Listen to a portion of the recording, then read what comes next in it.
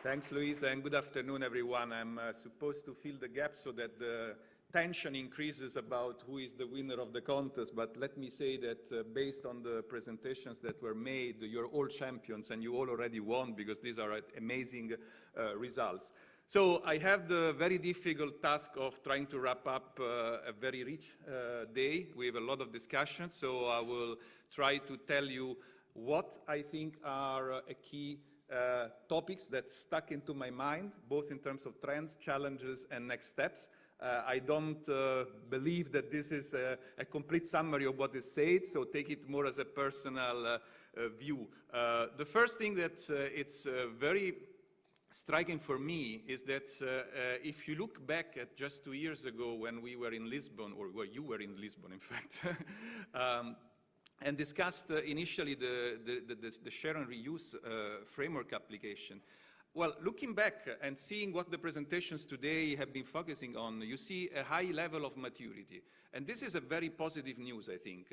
And the high level of maturity means that in public administrations we are going beyond principles. And as you know, sometimes in conferences you see that when we all present as government officials what we're doing, it's mostly about what we are going to do. It's about strategies, visions, the future, what then the private sector guys come and they present applications of what has already happened. But again, I see that this is now, let's say, moving into the concrete things.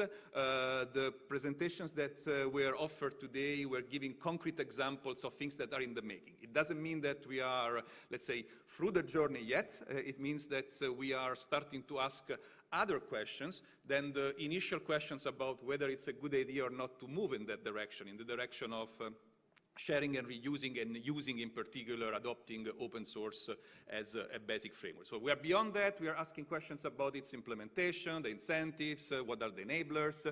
And I see three main good news that are coming from the presentations of today.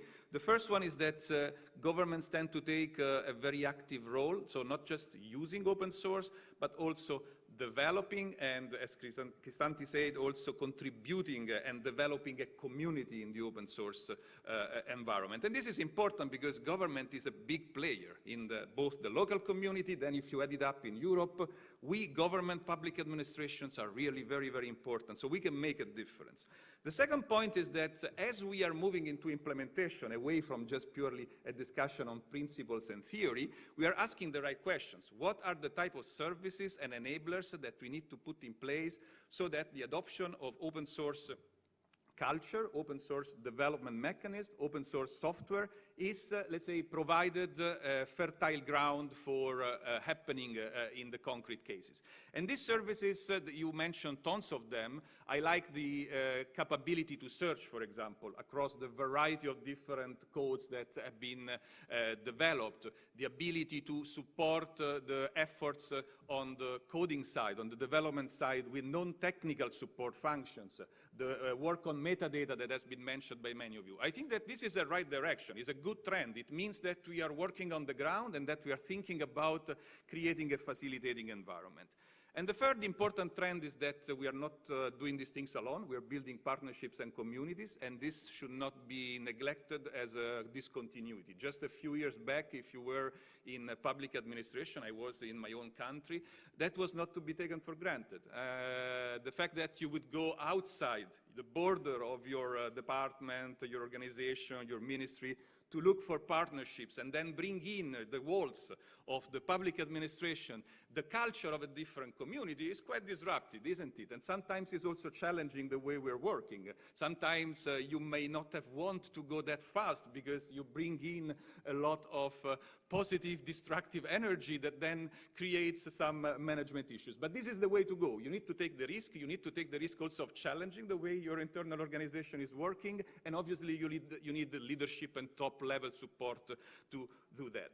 Now, I think that with this maturity also comes the responsibility. And the responsibility is that if we look at the agenda for the open source use in public administration, we need to start thinking about how do we define success. And success is not just counting beans in terms of how many inputs did we put into the digital service production function. So what is the share of open source that we are using? We need to move beyond that, and we need to think the purpose. What is the purpose? Is it transparency? Is it value for money? Is it better security and better data protection by design? Probably all of this plus, plus, plus. And we need to start thinking that all our strategies and our action plans will need to have also key measurement elements that would allow us to see how far we are going in terms of making progress along these lines. So not just purely focusing on the inputs, because I think we are mature enough to be able to think about results, what we want to achieve, what impact do we want to have, and eventually measure, let's say in a couple of years when we will have the next conference, perhaps what is the level of success that we have been achieved in all these dimensions. There are challenges in doing that, and obviously the challenges are a very long list.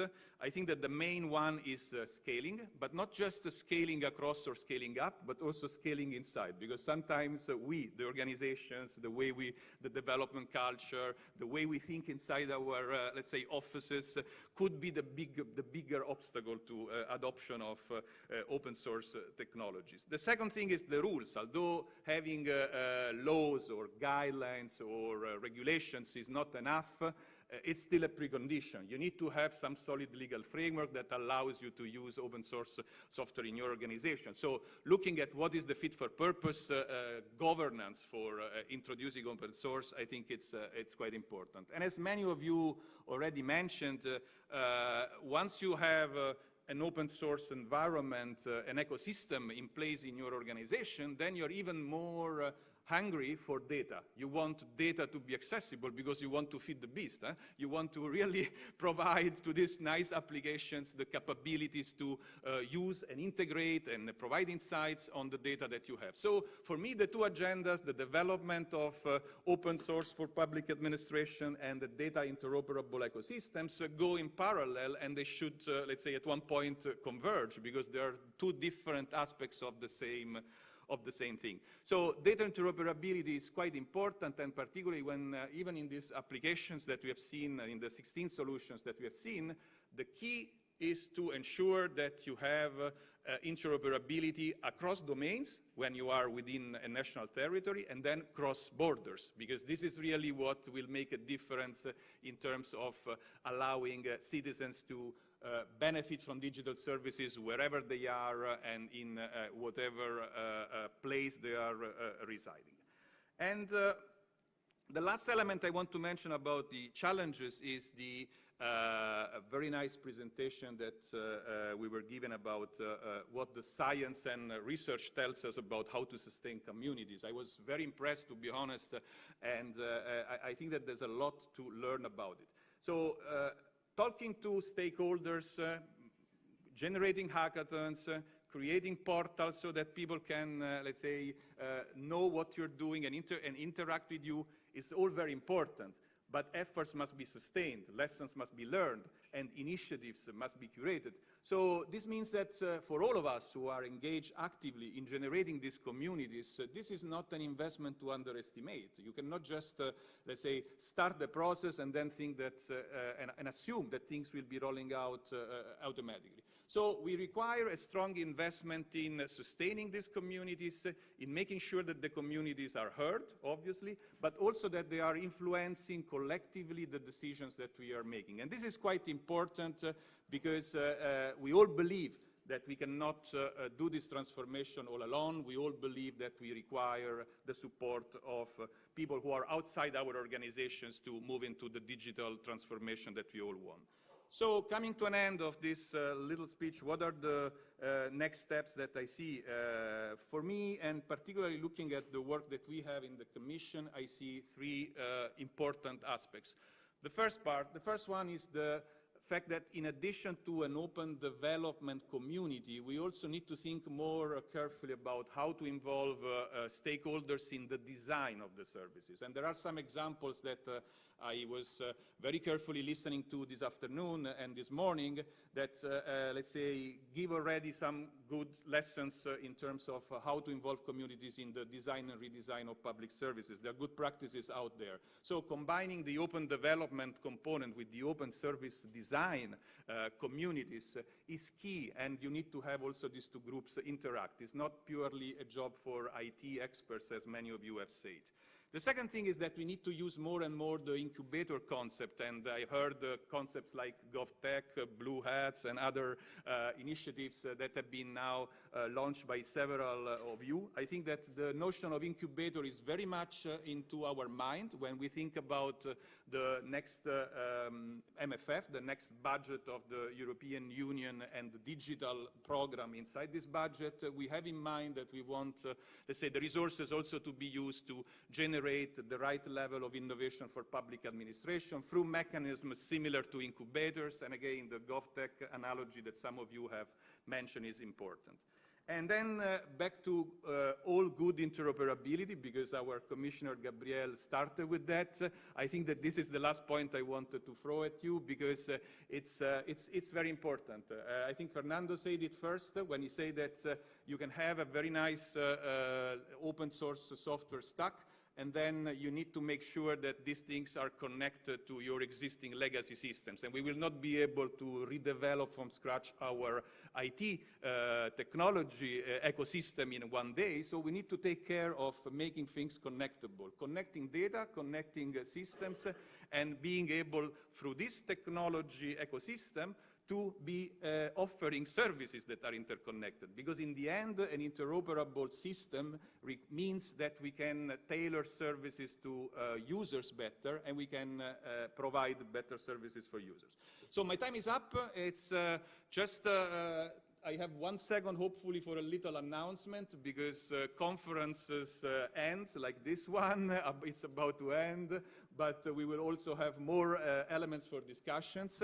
And in October, we will be in Finland in the 21st of October, thanks to Anna-Maja and colleagues who are gracefully hosting us for a conference on semantic interoperability. And given that interoperability is important, I would very much like to invite you all to keep in touch with us and get more information about this is going to be organized. The title of the conference is Linking Data Spaces for Citizens. So this was my last point of information. Now let me just take half a second to thank our Romanian host for allowing this to happen. We are very grateful for inviting us here, for all the beautiful services that helped us have this conference here, and to Christian also for stopping the rain that yesterday was still threatening us, but you managed to do that as well.